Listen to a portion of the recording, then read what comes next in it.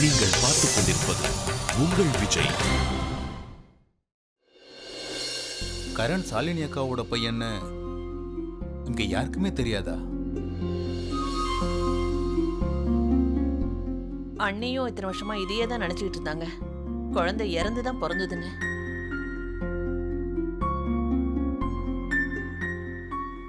இத்தனை வருஷத்துக்கு அப்புறம் இந்த உண்மையை தெரிஞ்சுக்கிட்டு அவங்களால எப்படி தாங்க முடியும்? அவங்களுக்கு எப்படி இருக்கும்? இது வரைக்கும் அண்ணி எதுக்காகவும் பயந்து நான் பார்த்ததே இல்ல. ஆனா இந்த விஷயத்துல கண்டிப்பா அண்ணி மனசால ரொம்ப கஷ்டப்பட்டிருக்காங்க. ஆனா ஒரு தாய்க்கு தனக்கு ஒரு பையன் இருந்த விஷயம் இத்தனை வருஷமா தெரியாமலே இருந்திருக்கு. இத்தனை வருஷமா இந்த ரகசியம் நமக்கு தெரியாம இருந்திருக்கு. எப்போ இந்த ரகசியம் எல்லாருக்கும் தெரிஞ்சிருச்சோ அத்தையை அவங்க பையன் கூட கண்டிப்பா சேர்த்தே ஆகணும். இத்தனை வருஷமா அத்தை அவங்க பையனை பிரிஞ்சு கஷ்டப்பட்டதே போதும். நீ சரியாதான் சொல்ற வினய். அப்புறம் யோசிச்சு பாரு, இத்தனை வருஷமா ஷாலினி அண்ணி எப்படி பையனை சந்திக்கலையோ அதே மாதிரி கருணும் அவங்க அம்மாவை பார்த்ததே இல்லைல்ல. பிரிஞ்சிருந்த தாயையும் மகனையும் ஒன்னா சேர்க்க வேண்டிய நேரம் இப்ப வந்துடுச்சே. ஆமாமா, நான் உங்களுக்கு உறுதியா சொல்றேன், கண்டிப்பா அத்தையை அவங்க பையன் கூட சேர்த்து வைப்பேன்.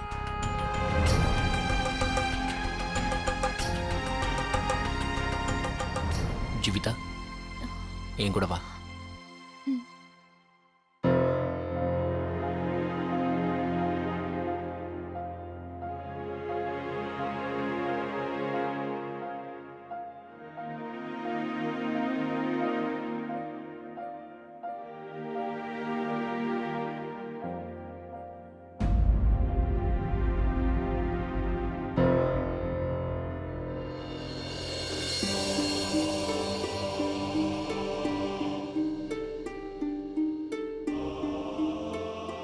தாத்தா,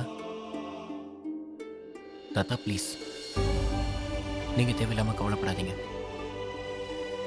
எப்படிப்பா இருக்க முடியும்? என் பொண்ணு என் மேல வச்சிருந்த நம்பிக்கையை நானே கருத்துக்கிட்டேன். அவ என்ன மன்னிக்க மாட்டேன்னு வேற சொல்றான்.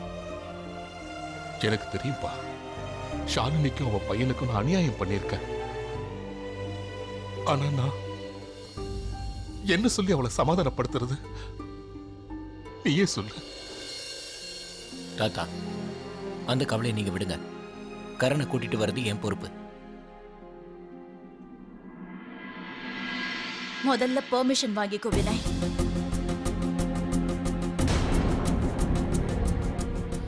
உங்க தாத்தா கிட்ட நல்லா கேட்டுக்க. ஒரு சாதாரண சிஏவோட பையனை அவரோட இந்த வீட்டுக்குள்ள வர்றதுக்கு அனுமதி பாரான்னு கேட்டுக்க. அவன் இங்க வரதுனால ஒருவேளை இவரோட மான மரியாதை குறைஞ்சிட போகுது. இந்த சொசைட்டில அவருக்கு அவமானம் ஏற்பட்டுட போகுது. நல்லா கேட்டுக்க. யாருக்கு தெரியும், கரனோட பார்வை இவர் பணத்து மேல இருக்கோ என்னவோ. ஆமா வினய், ஒருவேளை இப்படி கூட இருக்கலாம். அவன் இவர்கிட்ட தன்னோட பங்கு கூட கேட்கலாம்.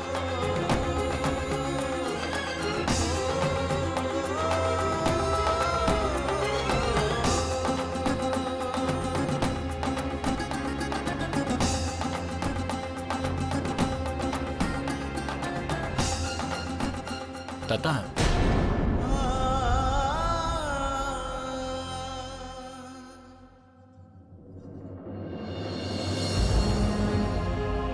அத்தா இங்க பாருங்க, உங்க கஷ்டத்தை என்னால புரிஞ்சுக்க முடியுது. எனக்கும் அதுல அக்கறை இருக்கு. இல்ல வினய், உனக்கு தெரியாது இத்தனை வருஷம் நான் எப்படி வாழ்ந்துட்டு இருக்கேன்னு. இந்த விஷயத்தை நான் யாருக்கும் தெரியப்படுத்தாம இருந்தேன். ஆனா உள்ளுக்குள்ள நான் எவ்வளவு வேதனைப்பட்டேன்னு தெரியுமா? ஆனா இப்போ கருணை நினைக்கும் போது அதை விட வேதனையா இருக்கு. அவன் என்னை விட எவ்வளவு கஷ்டப்பட்டிருப்பான். என்னோட பையன் அவன் எப்படி வளர்ந்திருப்பான். அவன் அழுதுகிட்டு இருக்கும் போது யார் அவனை ஆதரவா தோல்ல அணைச்சுக்கிட்டு இருந்திருப்பாங்க. ஒரு தாயோட பாசத்தை யாரால அவனுக்கு கொடுக்க முடியும்? அவனோட அம்மா இருந்தும் அவன் யார அம்மான்னு கூப்பிட்டுட்டு இருந்தான். அம்மான்னு கூப்பிடுறதுக்கு யாரும் இல்லாம அவன் எப்படி தப்பிச்சு போயிருப்பான் வினய்? இன்னைக்கு இன்னைக்கு என் மேலேயே எனக்கு வெறுப்பா இருக்கு வினய், வெறுப்பா இருக்கு. நான் கொடுத்து வைக்காத அம்மா, நான் கொடுத்து வைக்காதவன்.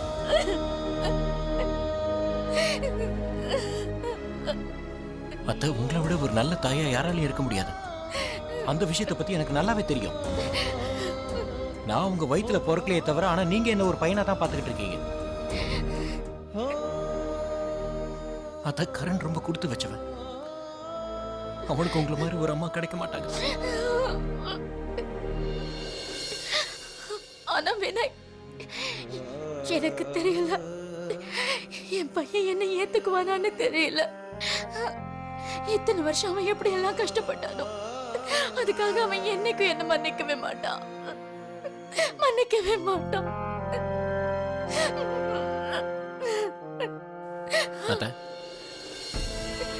இனிமே நீங்க கவலைப்படக்கூடாது. எல்லா பிரச்சனையும் நான் பாத்துக்கிறேன். உங்களுக்காக நான் போராடுவேன். நீங்க உங்க பையன் கூட சேர்ந்து வாழ்றது உறுதி. எவ்வளவு சீக்கிரம் முடியுமோ அவ்வளவு சீக்கிரம் உங்க பையனை உங்ககிட்ட ஒப்படைக்கிறேன்.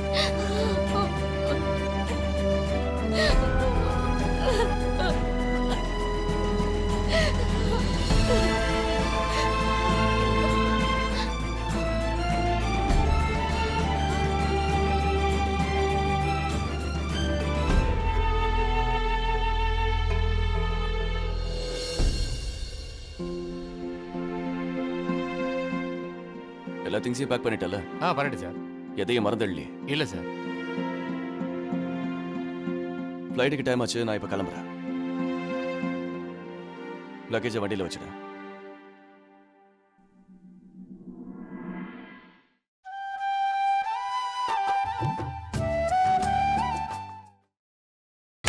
நீங்கள் பார்த்துக் கொண்டிருப்பது உங்கள் விஜய்.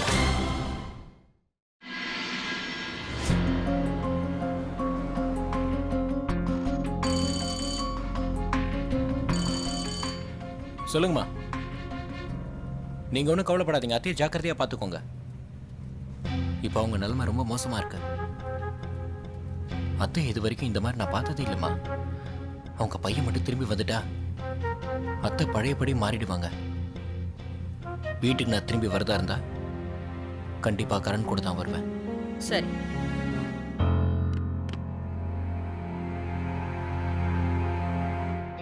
வினய் கரணை கூட்டிட்டு இன்னும் கொஞ்ச நேரத்துல இங்க வந்துருவான். எனக்கு தெரிஞ்சு இன்னும் 1.5 மணி நேரத்துல இங்க வந்துருவாங்கன்னு நினைக்கிறேன். Thank God. கரண் மட்டும் வந்தா எல்லா பிரச்சனையும் தீர்ந்துடும். ஒருவேளை கரண் வரலனா, நான் என்ன சொல்ல வரேன்னா அக்கா, ஒருவேளை கரண் வீட்ல இல்லைனா நம்ம கிட்ட அவனுடைய நம்பர் கூட கிடையாது. எனக்கு வினய் மேல முழு நம்பிக்கை இருக்கு. வினய் கண்டிப்பா கரணை கூட்டிட்டு தான் வருவான். அவன் திரும்பி வர வரைக்கும் நம்ம ஷாலினி அண்ணிய தனியா விடக்கூடாது. நான் போய் அவங்கள பாத்துக்கிறேன். ஆமா, நாங்களும் உங்க கூட வரோம். சரி, வாங்க.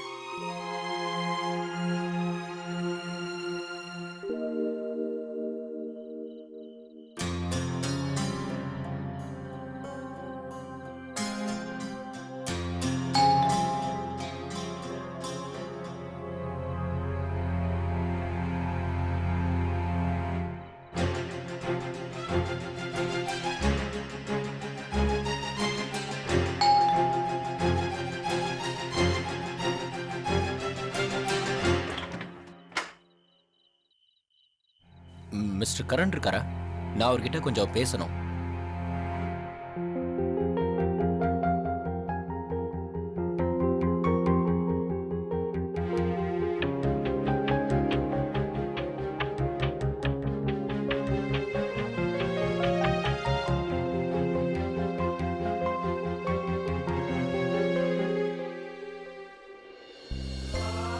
பெரியம்மா, ப்ளீஸ் நீங்க கவலைப்படாதீங்க. என் பாட்டி அடிக்கடி சொல்வாங்க, சுனாமியே வந்தாலும் அதை சகிச்சுக்கிற தன்மை நமக்கு வேணும்.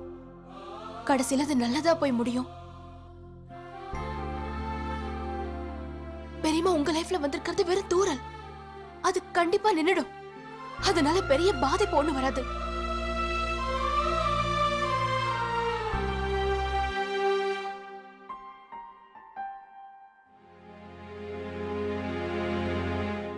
அத்த, கஷ்டமான காலத்தெல்லாம் நீங்க கடந்துட்டீங்க.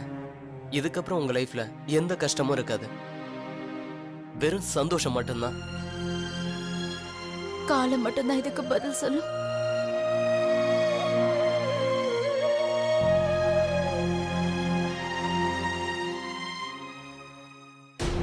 எவ்வளவு நேரத்துக்கு முன்னாடி? சார் கிளம்பி ஆஃப்லோர் ஆயிடுச்சு. அரை மணி நேரம் ஆச்சா? அவரு எங்க போறேன்னு சொல்லிட்டு போனாரா? இல்ல சார், எதுவுமே சார் சொல்லல. எல்லா லக்கேஜையும் பேக்கப் பண்ணி இங்கேருந்து போயிட்டாரு. காலி பண்ணிட்டு போயிட்டாரா? சரி, தேங்க்யூ. சொல்லுங்கம்மா. அம்மா, கரண் இங்க இருந்து கிளம்பி போயிட்டாரா?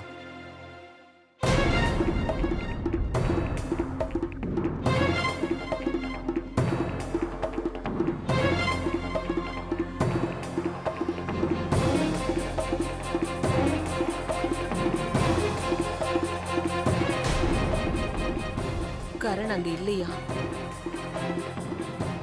கரண் அங்க இருந்து கிளம்பி அரை மணி நேரம் ஆச்சா?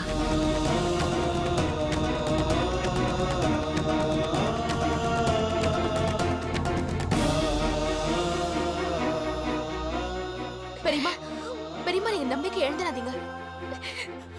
கரண் எங்க இருந்தாலும் மாமா அவரை தேடி கண்டிப்பா கூட்டிட்டு வந்துருவாரு. ஆமாத்த, நம்பிக்கையோட இருங்க. அண்ணன் கண்டிப்பா கரணை கூட்டிட்டு வருவாரு.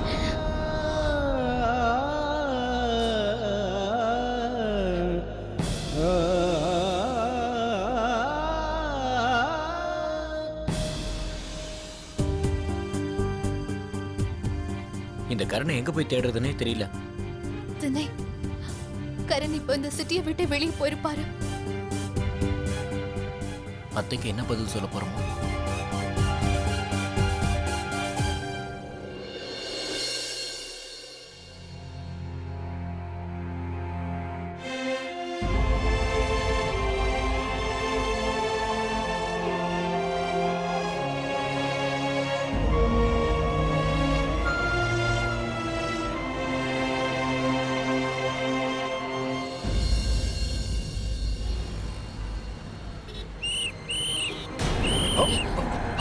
ஏய், நிறுத்து நிறுத்து நிறுத்து.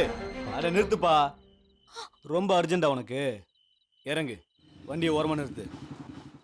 ஓரங்கட்டு ஓரங்கட்டு. ரொம்ப யோசிக்காத, இறங்கி கீழே வா. ஓரமா நிப்பாட்டுப்பா.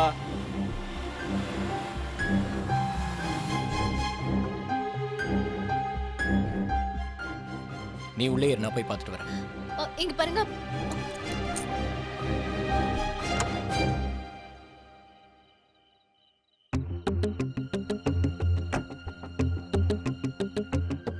சார், ஆக்சுவலி என்ன விஷயம்னா, நான் ஒருத்தரை தேடிட்டு வந்தேன். அவர் அப்படியே பின்தொடர்ந்து வந்ததுனால. உலகத்துல எல்லாரும் ஏதாவது ஒன்று அவசரமா தேடிட்டு தான் இருக்காங்க. நானும் தேடிட்டு தான் இருக்கேன், சிக்னலை தாண்டி போறவங்கள. வந்து சார், நான் தெரியாம தப்பு பண்ணிட்டேன். அவசரத்துல வந்ததுனால தான் இந்த மாதிரி. அவசர அவசரமா போற எல்லாருமே இதையே தான் சொல்றாங்க. சரி, லைசன்ஸ் எடு.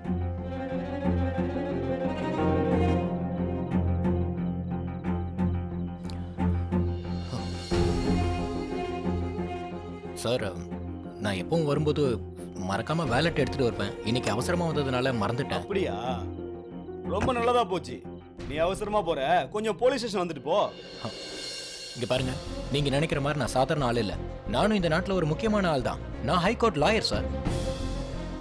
நான் லைசன்ஸ் இல்லாம என்னைக்கும் வெளியே வந்ததில்ல. ஆனா இன்னைக்கு தெரியாம மறந்து வச்சிட்டேன் சார், அவ்வளவுதான். அட வக்கீல் சார், கார் ஓட்டும் போது லைசன்ஸ் இல்லாம வரலான்னு உங்க சட்டத்தில் எழுதி வச்சிருக்கா? அதுவும் முதல் தடவையா நீங்க தப்பு பண்ணிருக்கீங்க, உங்களை மன்னிக்கலாம்னு. சொல்லுங்க சொல்லுங்க. இத பாருங்க சார், கண்டிப்பா உங்களுக்கு தண்டனை உண்டு. ஃபர்ஸ்ட் நீங்க சிக்னல்ல நிப்பாட்டாம வந்திருக்கீங்க. ரெண்டாவது உங்க கையில லைசன்ஸே இல்ல. அப்ப வா, கண்டிப்பா நீ போலீஸ் ஸ்டேஷனுக்கு வந்தே ஆகணும். ஹலோ, மரியாதை கொடுத்து மரியாதை வாங்க பழகிக்கோங்க. அப்படியா? அப்ப நீ எனக்கு மரியாதையும் கத்து கொடுப்பியா? பாருடா.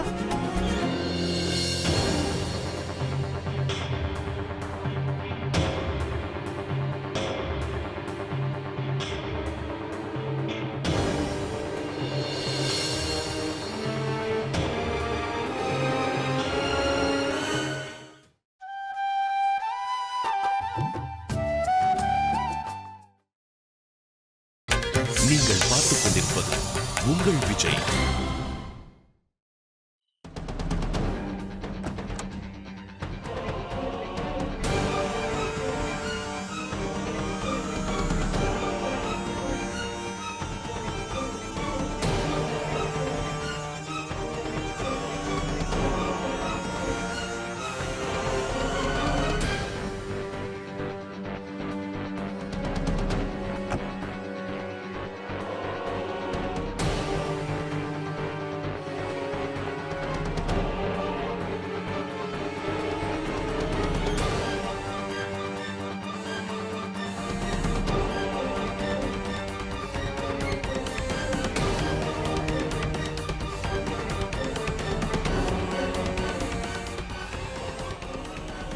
ஹாய்.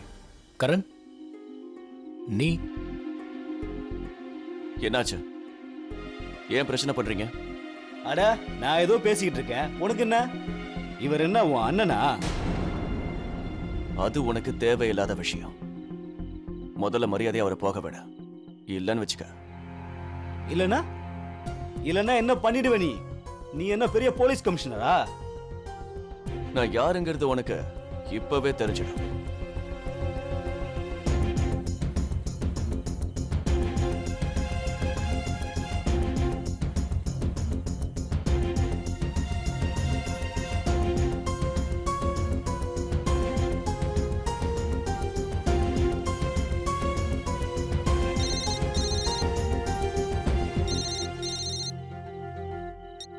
ஹலோ. சார். சார். சரி சார், சரி சார், சரிங்க சார். சார் விட்டுறேன் சார். சரிங்க sir. Sorry sir. Sir sir நீங்க போங்க சார். Sorry sir. சரி சார். நீங்க நீங்க நீங்க பரவாயில்ல, ஒன்றும் பிரச்சனை இல்லை சார், நீங்க போங்க. Karan, thank you. That's all right. பிரச்சனை முடிஞ்சிடுச்சு. இப்போ நீங்க தாராளமா போலாம். Take care. கரண்,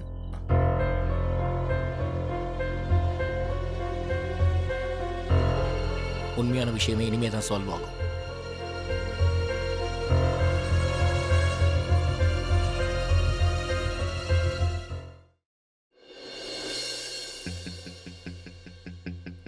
வினய் கிட்ட இருந்து ஃபோன் வந்ததா?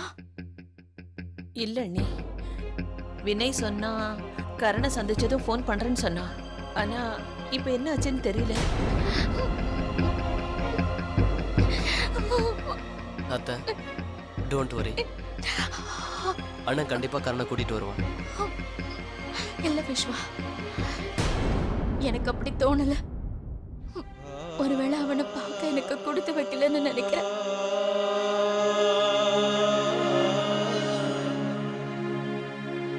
நீங்க தப்பா சொல்றீங்க.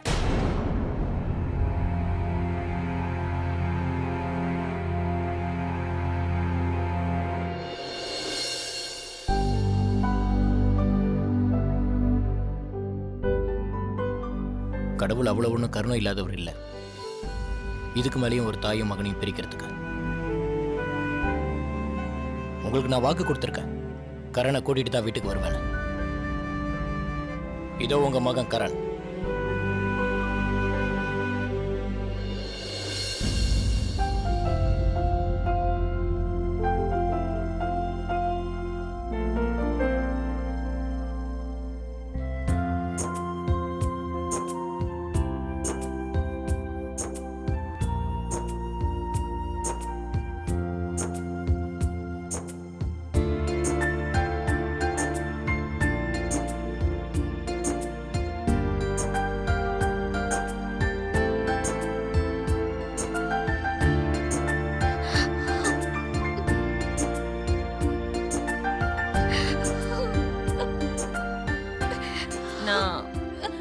அது உங்ககிட்ட சொல்ல மறந்துட்டேன். டெல்லியில ஷர்மா இருக்கார்ல, அவரு ஒரு கிஃப்ட் அனுப்பிச்சிருக்காரு. வாங்க நம்ம எல்லாரும் அதை பிரிச்சு பார்க்கலாம்.